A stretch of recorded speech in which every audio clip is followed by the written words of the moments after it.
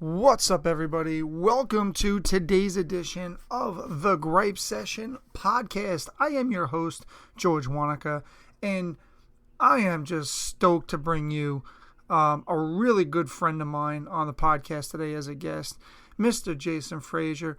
Just a little bit about Jason. Jason and I met at the Real Estate Marketing Mind Summit at Park City, Utah, and Jason has just been for me, an extremely open book, a wealth of knowledge. And I mean, anytime I have an issue when I'm doing, whether it be podcasting or my videos, Jason's always one of the first guys that I always try to reach out to and get his opinions on.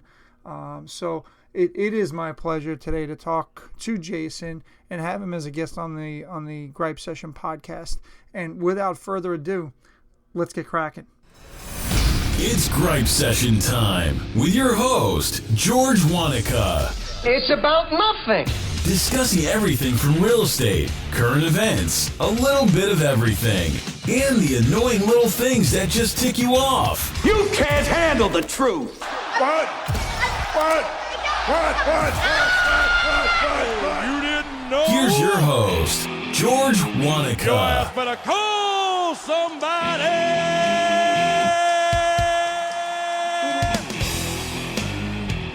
What's up, everybody? Welcome to the Gripe Session podcast. And if you're watching this later on YouTube, search Staten Island on YouTube. My guest today is somebody that I met a few years, I think it's 2 years now. Yeah. Down in Park City, Utah. A lot of you guys have heard me talk about Park City, Utah. We kind of created our own cult there. I attended the real estate marketing mastermind in Park City, Utah with this guy, Mr. Jason Frazier. Jason, tell him what's up. Everything is up. George, thank you very much for having me on your podcast. Excited to be here. As you said, we met before that, but as far as like meeting in real life, a couple years ago at Park City, we're still very close with everyone that we met there. So it was nice having everyone together that shared a common goal, a common mentality. We all have different markets, different ways of doing business. But the one thing is that we all saw the business as the way it is, as opposed to the way that we wish it was or whatnot. And then taking that time out to actually help yourself develop, your business on a personal level, stuff like that. So it was a great event, and definitely enjoyed the hell out of meeting you. And you are definitely one of my favorite personalities online because when it comes down to it, if I'm really going to tell you what's up. If I'm really going to tell you what's up, the reason why I enjoy you so much is because, and I don't know if we're doing PG or G, but you can bleep it out later. Listen, this is the Gripe Session. I'm going to actually come out with a new thing called I'm the Rated R Realtor. So come on with it, well, baby. There's no bullshit. And I think we could both agree that in our industry, there's a lot of bullshit and a lot of people that are spouting a lot of bullshit. And that's one of the things that I appreciate you, that I know that if I ever had like an honest question that I was like, okay, I'll ask George his honest opinion, but in kind, I know if you were asking my opinion, you wouldn't want me to be all nice and soft about it. You want me to tell you what's what, because at the end of the day we're trying to be the best we can. Hopefully you're trying to be the best you can. And if you are trying to be the best you can, like being nice to a level, right? You don't want to be mean to somebody if they're asking for constructive criticism or whatever, but you want to help them grow, right? And if they suck at something, tell them like, hey, it's really not that great in my opinion, and then give them a solution, right? Whereas with you, what I've always seen is when you've had an issue with something or you called something out, it wasn't just you just spouting like, oh, this person sucks or this or that and blah, blah, blah. It was like this, and then there's some sort of solution involved with that, right? Like there's some sort of what's next. Okay, that's great that sucks, but tell me how to fix it. And that's what I want as well, is that in this day and age, and I know we'll get into this, but like right now, I want everyone listening to this podcast knowing that you guys don't have a lot of time. Like if you're dealing with just dumb shit, like your days are numbered, right? Like either you want to just be awesome in this industry, or you don't. There's no gray area, right? There's no like whatever. Now, again, you got to do whatever you're going to do to be happy, right? Like, so if only doing a certain amount of business or whatever, I'm not talking about production. I'm not talking about you have to set the world on fire. Mm-hmm. Do what you ever want to do, what's being happy. However, if you're one of those onesie twosies out there and you're complaining, you're in Facebook groups, you're spending time complaining about Zillow and everything else, or you don't like the NAR logo or all that other shit, which is fun to talk about. But if you're spending actual time on that, like literally, like I've seen people that I know, like you probably spent about 2 hours of research on that to post this 15-minute diatribe on something. That's 2 hours of an audio book or a podcast or something else you can be listening to sharpen your iron and be the best that you can. And at this point, like, I'm so tired of it. Like, cause I run a coaching group and I'm just tired of the excuses. I'm tired of why they don't want to do this or they don't have time for that and all that stuff. Look, we all have challenges. We all have family situations, health situations, shit that I don't even know because I don't walk in your feet. However, I also know a ton of people that have gone through worse shit than I could ever even imagine and still get to that level because they want to. And I know you're the same way. I know that you're tired of it too. And that's why it's good about having these gripe sessions. And so I'm done with all of that. So that's why I just a long way to circle this back. It's why I appreciate you and what you do, because I know that if I ever needed to have a candid conversation with someone about something to get some feedback or whatever, I know you're going to be the guy to talk to. Well, I appreciate that. Thank you, Jason. You know, one of the things that I always kind of look at is something that you guys turned me on to Gary Vee. And one of the things he says is there's 24 hours in the course of a day. Yep. And yes, you know, we all have our responsibilities. I have kids. I take them to school. I come into to work. Then I coach and I do a lot of volunteering stuff. Yep. Then the day ends and it's like, okay, but I'm home. Okay, what are you doing at home? Yeah. You know, technology has now made business and a lot of the things that we do every day that we used to not be able to do every day easier, because I could do it in the luxury of my house, sitting on my couch with my laptop in my lap and doing, you know, maybe a podcast, maybe a video, and it's real. I mean, if you watch Chelsea, who's another REM grad, by the way, there's a lot, you know, I was looking at this on the way back from my vacation. There are a lot of rock stars that were in our group over there. If you start rattling guys and girls' names out, and you go, damn, this one spoke at Gary Vee. You spoke at Gary. Chelsea spoke. I mean, Pinky's going nuts. Rick has got his own pocket. Like, you start looking at all of the people that are there, and it's like I just felt privileged just to be around you guys, to just take a lot of that stuff in and kind of go from there. But I digress. Let me go back. There's always time in the day. It's just more of what drives you to get stuff done. I have this conversation with people all the time, at least in my business. Some people say, well, I'm comfortable spending or only selling 5 houses during the course of the year. Why? Well, it's extra money for my kids to go on vacation. I don't need the money. My happiness is worth more. And it's like, okay, different people have different things of what drives them. You know, I know what things that drive me. To me, it's, I hate to say, I'm like, Gary, it's the process. I go away for a week or 2 weeks. By, you know, halfway through, I'm chomping at the bit, ready to come back to reality. That's just the way that I'm built, and I want to keep on pushing. My dad started this business, at least this company, back in 1971. You don't start a business that stays around that long if you're not adapting. Yeah. And that's why I love the expression adapt or die, because in any business, if you're not adapting to the times, if you're not adapting to the technology that's currently out there to make your lives easier, you're going to die. Yeah. I mean, truth be told. But anyway, today well, thank you. That was a nice little introduction. Now it made me feel good on a Monday. This is beautiful. I love it. But what I wanted to kind of talk to you about today, because, I mean, you've seen both sides of it. You've seen the mortgage side, which is one of the things that you do, obviously on the speaking circuit and that sort of thing, but you've also seen part of the real estate side. What would you consider some of the biggest challenges nowadays for agents, loan officers, their biggest challenges, quite frankly?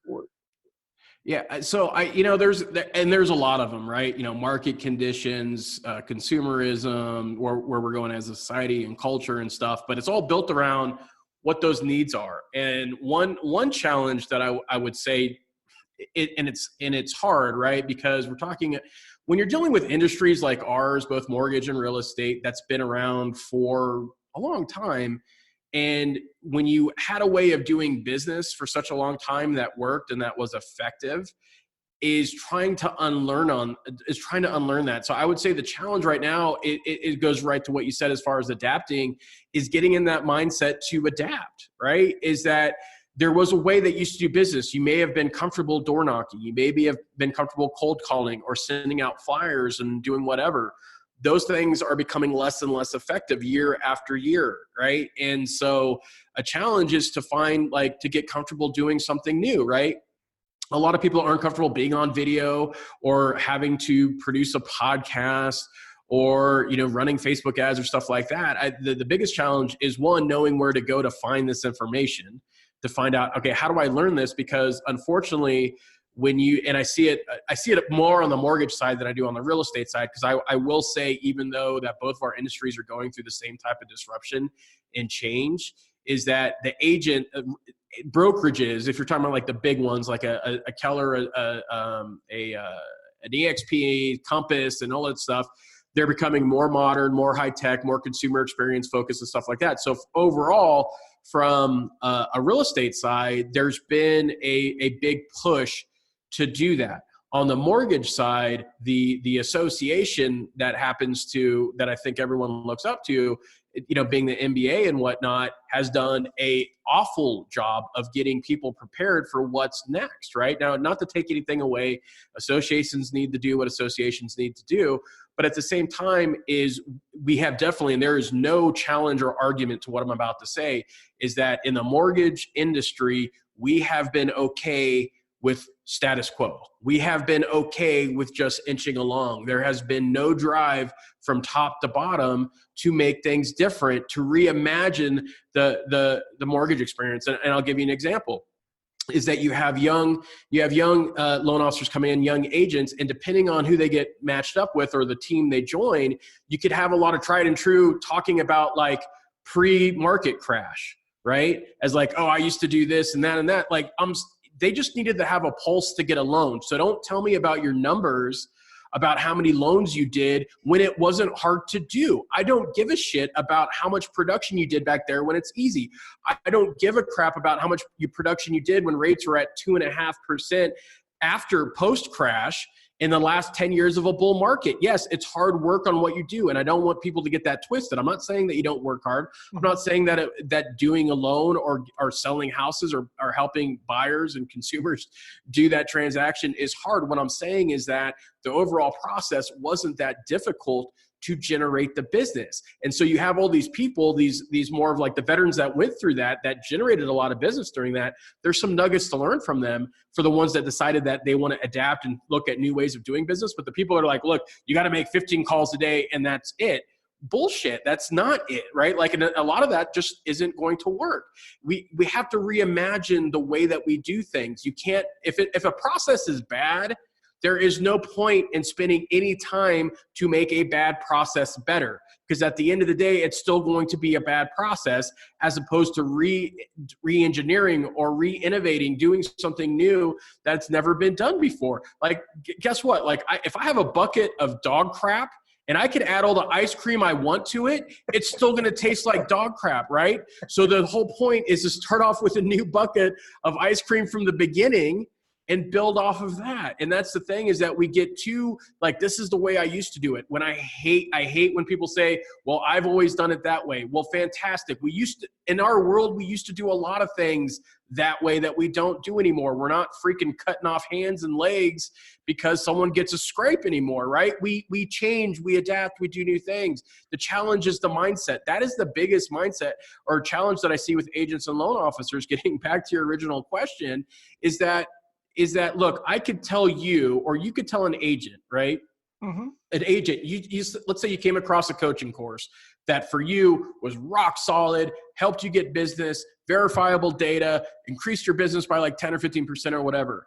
You can then give that system to somebody else. But if their mindset is not like yours, it does not matter. You're basically just throwing money away. And that's where I've seen is that it's almost people need to go, before they go and learn how to do something else, they need to do a mindset course first, right? To get them in the right frame of mind. Like, are you this or are you not? Because if you're not this, then stay in your lane, do whatever you do makes you happy and do that, and then leave everyone else that wants to do everything else alone, because at the end of the day, you're just dragging everyone down, right? And so I'm telling this for the stuck agents, for the stuck loan officers, is if you want to do a lot of business and crush it and be the best to the consumer, be top of mind and all that other stuff, then be with people like that.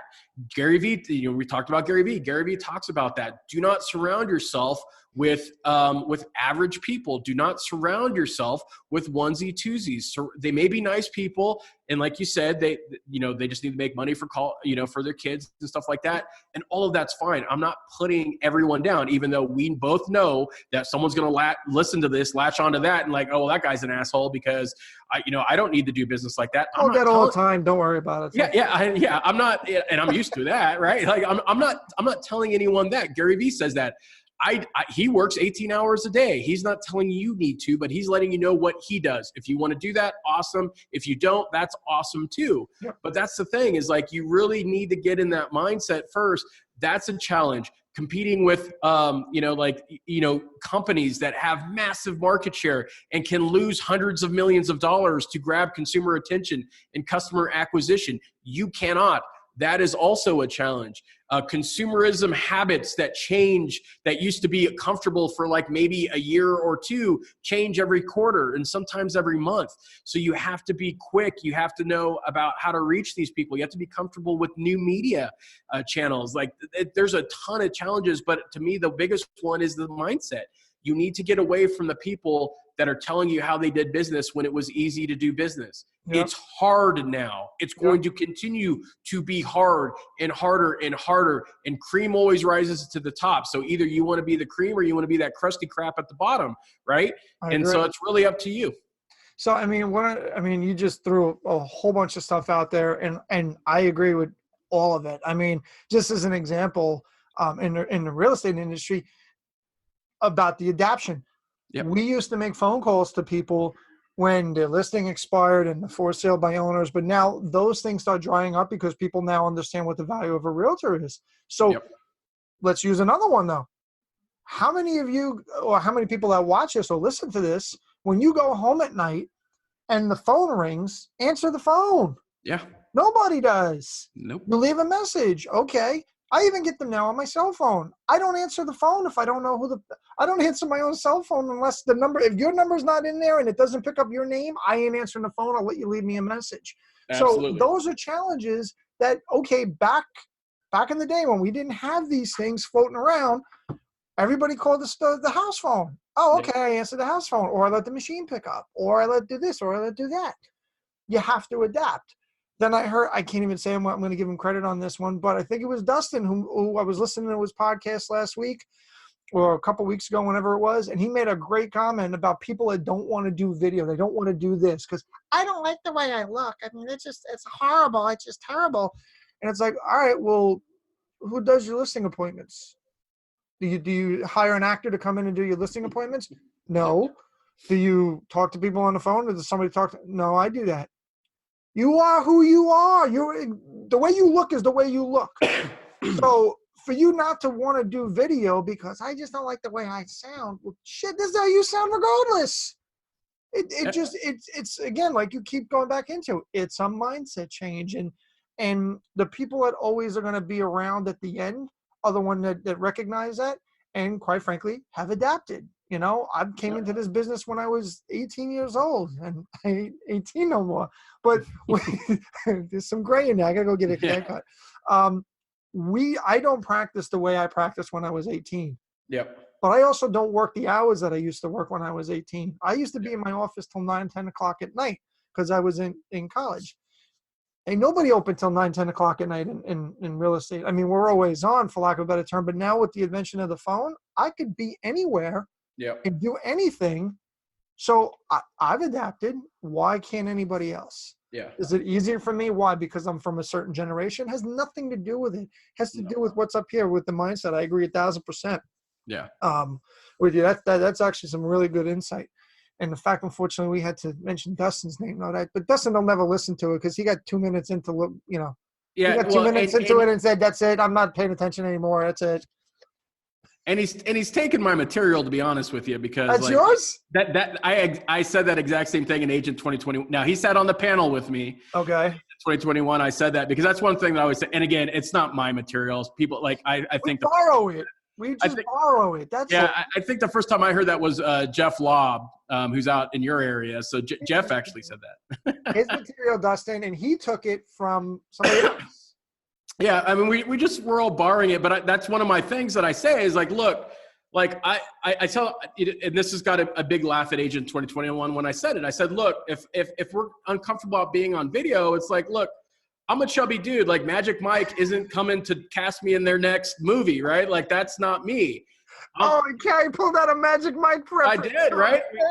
Yeah. And I got a lot of laughs, but it got a lot of people came up to me after and said that that's true because, well, what I said is true, and that was always great to hear. But like, it was like that's true to them is that one thing that I wanted everyone to take away from my session there at Agent 2021 and on from this podcast, and whenever I say it, the reason why I bring that up also just to cause a few laughs and understand like you got to be comfortable with yourself because the consumer at the end of the day identifies with imperfection. They don't live a perfect life. They're not getting out of private jets. They're not driving Bentleys and limos and everything that a lot of agents like to portray as being like, that's what's going to attract them to me. Now there's a certain truth to that, right?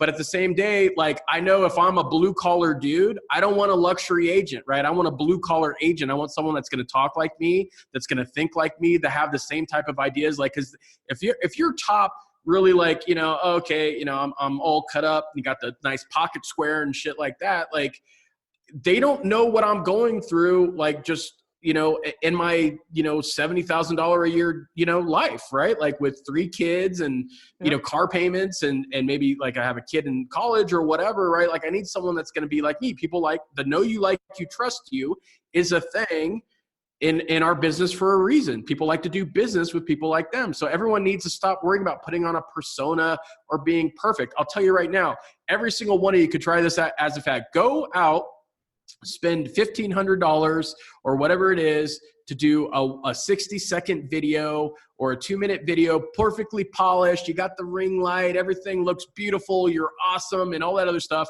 Do a video like that, put it on Facebook, see how many people react it, like, and stuff like that. Do another video from your phone, vertical, be real, have shit going on behind you, have like a lamp fall over and all that other stuff. I guarantee you will get 10 times more the engagement, reach, and shares on something like that than something that's polished. Because consumers at this day and age, they want to be with a human brand, a company, person, right?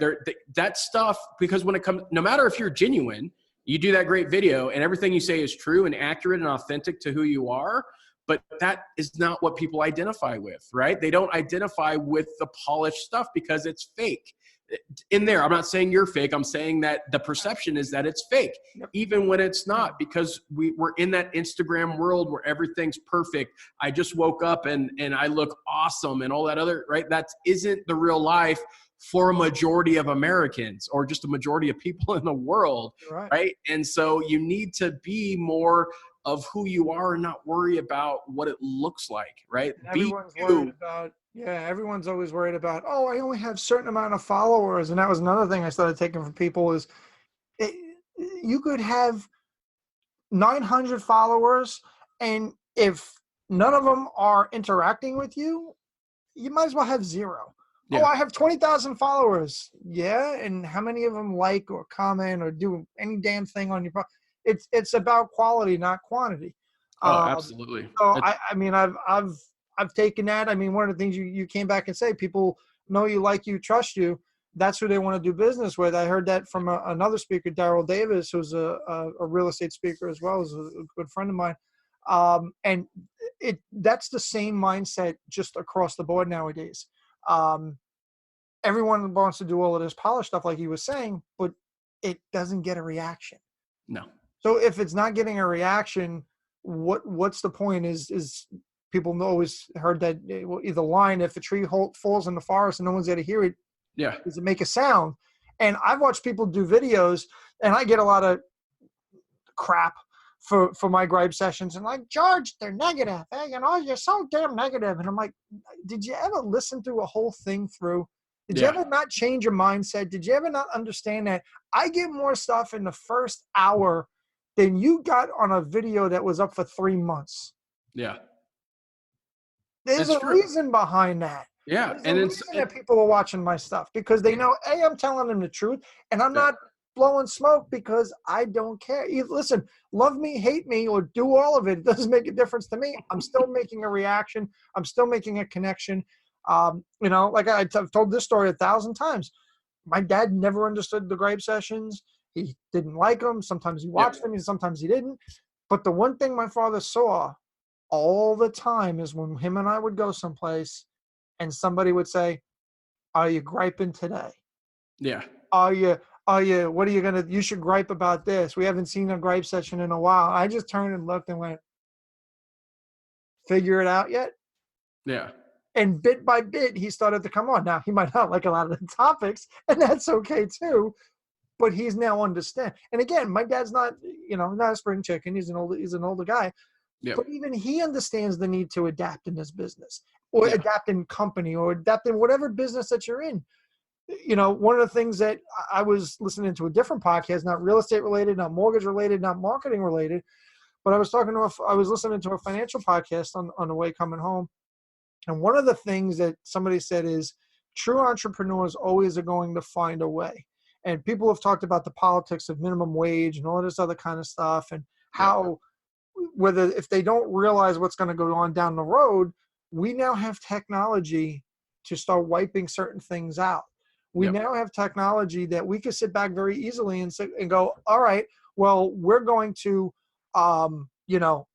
automate everything. So there's no human error. There's no information there whatsoever. And guess what? It's like boom, boom, boom. And guess what? Oh, my order just came out a lot better than what it was previously. Yeah. Now what? Yeah.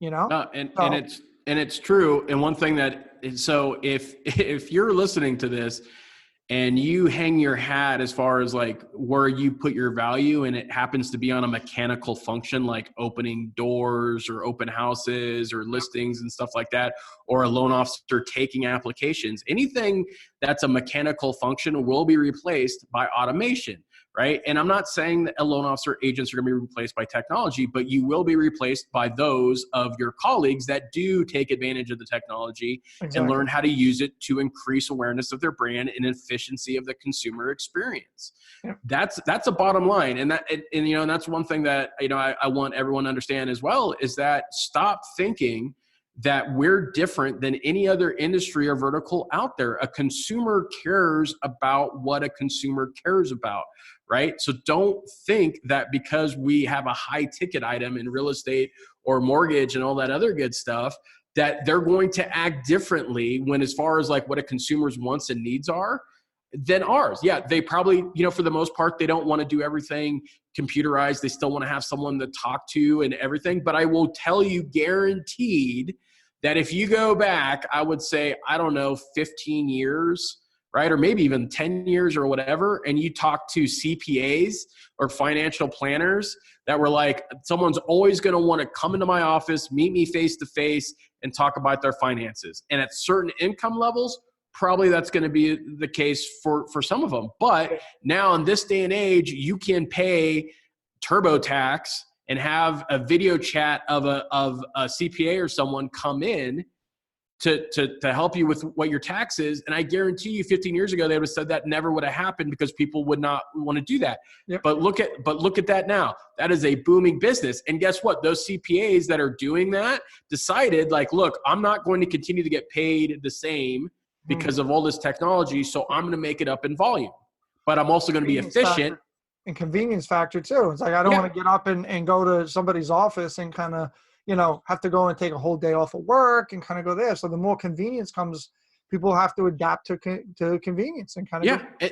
And that's the thing, is everyone needs to understand is that consumers at the end of the day are going to care about what's efficient use of their time. Especially with the rise of tech and social media and everything else, is we're all accidental narcissists, right? We're all the warm little center of our digital universe, and whatever is best for our time, needs, money, finances is what we're going to go to. Yeah. So if I get a better experience by leveraging technology and having a human being when I want a human being, then that's great. And that will absolutely translate to real estate and more. It's going to be more mortgage than real estate, because at the end of the day, from the mortgage standpoint, you don't need to be a face-to-face person, right? Like I don't need to go into an office. Everything that I'm doing, I'm submitting my tax returns, everything, it's all online. Agents, because sometimes an agent just isn't an agent. I've had the very good fortune of meeting with some and even looking at properties and stuff, and having agents show me houses that live in the area, that were appraisers at one time, or general contractors. So they have extra knowledge because they put that into their craft of being an agent, to give me more than just opening a door and saying, here's a 3-bedroom house, let me know if you like it. But they'll talk about the wall, they'll talk about the roof, they'll talk about you know what I mean? So that is a different experience than someone that's just opening doors. So, at this day and age, you need to decide whether you want to be average, right? Or you want to be the best. And so as the next 36 months happens and this business gets harder and harder, again, I mentioned cream rises to the top, and I'm serious about that. A lot of people are not going to be in this business anymore, especially on the mortgage side, because you are not going to survive by doing the same thing as everybody else, and two, hang on to the way things used to be or worry about the status quo. Exactly. Well, Jason, I don't want to. This has been always fun talking to you and getting your insights. Although I do listen to your podcast. Before we jump out, same question that I ask everybody. What's the one thing that just Jason Frazier gripes about and says, what in the hell are these people thinking? Whether it's industry related, whether it's Rick was talking about taking kids to school and the line that goes to school. What's the one thing that you sit back and you just sit here and go, damn, what in the blue hell are they thinking? And I think the one thing, and I've been kind of on this path for a while, but I recently kind of gave up Instagram, right? And it goes back to a lot with what you said, is that one is I'm not going to be one of those people that blame social media for why this or that, because again, it all comes down to the individual human being and their mindset and everything else. But what I will say is that whole, don't worry about how many followers you have on social media, especially. And I think if I was going to gripe against a social media network, I would gripe about Instagram only because they allow it to happen with all the bots and the auto comments and the fake engagement and all that other shit like that they do. To me, Instagram is the fakest social media channel out there. Everyone is awesome, right? There is a oh my Lord, I can't even say it. There is a sentence now that that's going to go right on the top. Instagram is the fakest social network out there. I love that. I'm using that. And it is. And don't get me wrong. I know we have mutual friends and people that I love that love Instagram, but you know what? I'm not talking about them, right? Like I know them. I know when I see them on Instagram, like I know that's how they are in real life. However, if I didn't know them, because of the way Instagram, I would say you could find maybe like 20% pockets of authentic real people. And then the 80% of them are the ones that are paying for followers, the ones that are paying for the auto DMs and the auto comments and the all like great content. Check out my bio for getting more instant. It's the Fire Festival. To me, like Instagram is the official social media network of the Fire Festival. It's all inauthentic crap. I hate it. And then I don't care. Like that's the thing is like I decided a while ago that I don't care, and that's why on my channel I do stuff for Shred Media now, and I'm fine with building that because that's a brand and that's cool. But for my own personal branding, I'll throw stuff out there. I don't care if I get 20 likes. I don't care if I get 30 likes or 5 likes. I know people that literally go and delete a post if it doesn't have a lot of likes. And that's the thing that drives me nuts is that who cares if you have 15,000 followers and you only follow 300? That means, wow, I don't follow a lot of people, but a lot of people follow me. That's great. And I used to think like that. And that's the thing is I'm not just coming out here spouting like, oh, I'm better than you or not. I used to think like that too when I was building my Instagram engagement. I built it entirely the wrong way because I thought that from a visual that would be better. And in some points, some people do care about like, oh, I'm not going to follow him because he only has like 500 followers and stuff.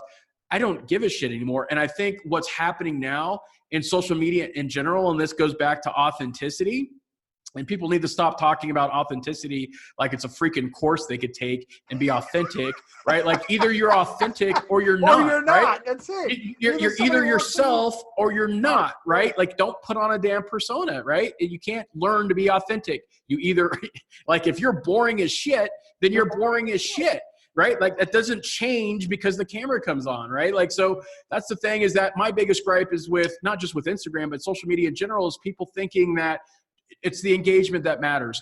If 5 people like, that's 5 people that took time out of their day to like your content, comment, engage, be happy with that. Because I will tell you this, did you meet 5 people in the real world that you engaged with that day? Maybe not. If you're in your office doing stuff or whatever, maybe you didn't. And if that's the case, that's 5 people, right? Then get another 5 and another 5. Don't worry about your followers. Don't worry about what it appears to other people, because at the end of the day, those people that care about that stuff are fake too. And that's just the way it is. And I'm sorry, I'm not trying to hurt feelings. I'm not trying to people that say like, hey, if you use Instagram, you're fake. What I'm saying is that I've seen it. And for most of those people, it does not matter. But there's few people like Chelsea that we both know that kills it on Instagram, gets a ton of following, gets a ton of likes and engagement because that's her. But I will guarantee you that there are other people that have never met Chelsea in her life, right? That think she's fake because of Instagram, because of the appearance of that channel that makes real people look fake. And there's 20% like Chelsea and like Michelle Belisari, another friend of ours, and other people that aren't like that. And so that's why I have just come to really dislike, just because I get no value out of it. I don't watch stories. I don't look at people's feed. I don't care about their best lives, right? I care about what's real. So that's why I like LinkedIn. That's why I like Facebook. Getting back into Twitter now because, they've cleaned that up because Twitter had that real problem for a while with just a bunch of nonsense. And this is one thing I want to leave everyone with. I know we've gone a little bit long on that, but and I say this in my coaching is like, look, just because I think Instagram shit does not mean that you can't get business with it. Does not mean that it isn't an important channel. They got over 1 billion monthly active users use Instagram. But just know, don't get caught up in the nonsense of it. Put your content out there and engage. But I will say, if you're doing Instagram and you're not getting any business push out of it whatsoever, any type of branding, awareness, or anything, then focus on ones that do. I have decided for me that where I get a majority from my business and where I enjoy doing content is Facebook and LinkedIn. And so that, and my podcast and flash briefings, that is where 95% of all my, from like digital marketing stuff is where it's coming from. Yep. And I'm fine with that. I know that I'm missing out on a huge opportunity on Instagram, but I hate it. So I've made a choice that I don't want to do it. Right? I don't want to do it. I don't want to deal with it. I will throw content on there. I will engage with people that engage with me. Fantastic. But I'm not going to get and do a nice little awesome strategy to try to get all that stuff working and make sure I post at this time, because then it's like, then you're basically engaging with an algorithm, right? And I don't want to do that. That's not what social media is for. And that's what Instagram's become. And so don't worry about because people will ruin their lives and start wasting time worrying about how many followers they have or how many likes or comments. Don't do that. It's what a lot of kids get tripped up nowadays, and you have suicides and other stuff. Again, it's a bigger cultural issue. It's not social media's fault, but that's what it does. And it does it to business people as well. So I've seen it. I've seen people really get tripped up over that, and it takes away from where they could really be generating business for themselves.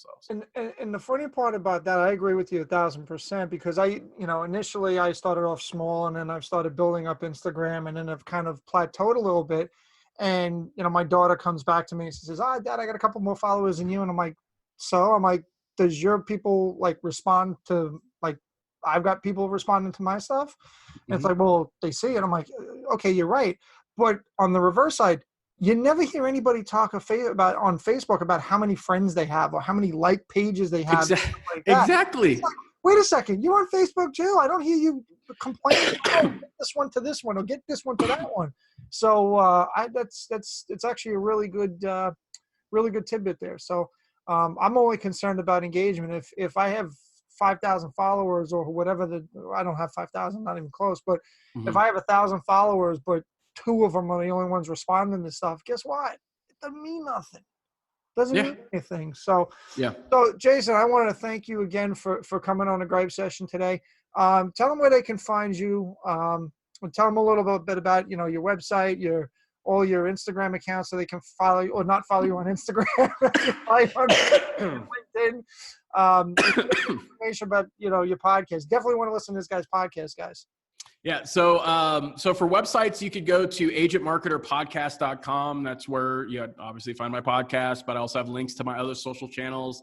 I do have my link to Instagram. If you want to follow me on there, that's fine. You're not going to get much. I don't do stories or whatever. If you do want to follow an Instagram account that I actually care about, you could actually go to Shred Media Co.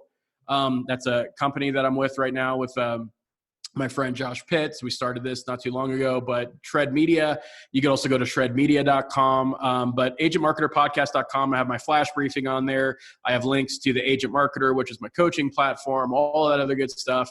But that's, if you want to, see what I'm doing or whatever, then you could do that, or just Google Jason Frazier and you'll see a lot of stuff pop up. As I like to say, my new expression, what I tell people all the time, GTS, baby. And it doesn't stand for CM Punk Go to Sleep. It stands for Google that shit. Yeah. So that's what I tell everybody. But Jason, I want to thank you for coming on today. And it's all, I always learn a lot from you guys, and continue to hope to do so. And much success in the future, my friend. I appreciate you coming on today. Well, thank you for having me. And I know it has been a while to try to get this scheduled for both of us, but this was a lot of fun. It's not very often that I get to be like completely, I try to do it. Now, don't get me wrong. I'm not saying I'm not authentic, but like a lot of podcasts are like, stay away from the F-bombs and stuff like, I don't think I threw any in this one, but I like having this because in our industry, what we need is more conversations like this to get people because some people are stuck, and sometimes it's not the message, it's the messenger that wakes somebody up. And sometimes they could have heard me a million times, but maybe today they heard me once, and that's going to change them to do something different and try something new that helps their business. It does happen. I know it's happened for me. I learned from as many people as possible. I don't care how many followers they have. I just care about whatever value they have. But I really enjoyed being on this podcast. It's definitely, definitely something that's fun to be able to have these back and forth and really just be real with each other. Yeah. I mean, one of the things that I've always taken, and I appreciate you, is if you're the smartest person in the room, guess what? It's time to get out of that room. So that's why I'm glad I got into that room at the REMM, because I definitely wasn't the smartest guy in the room, but I've been able to take stuff back since that point. And to be able to keep trying to push myself and adapt to be, a better agent, a better mortgage broker, a better appraiser, and just do things a lot better. So again, appreciate you. And we'll talk to you on the flip side. Appreciate you too, my friend. Thanks, Jason. What did I tell you guys and girls? Jason Frazier, man, myth, legend in his own mind.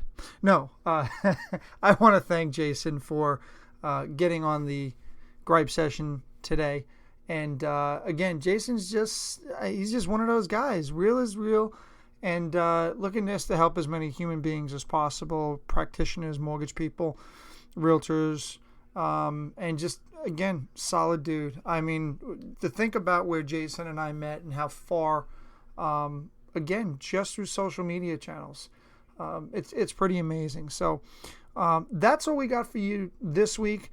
Check out next week's podcast. I have one of NAR's brightest minds, Mr. Bill Malkasian. He is one of the government affairs people at the National Association of Realtors. It's definitely something you guys and girls want to check out, just to hear what the National Association of Realtors is doing, what things we're focused on.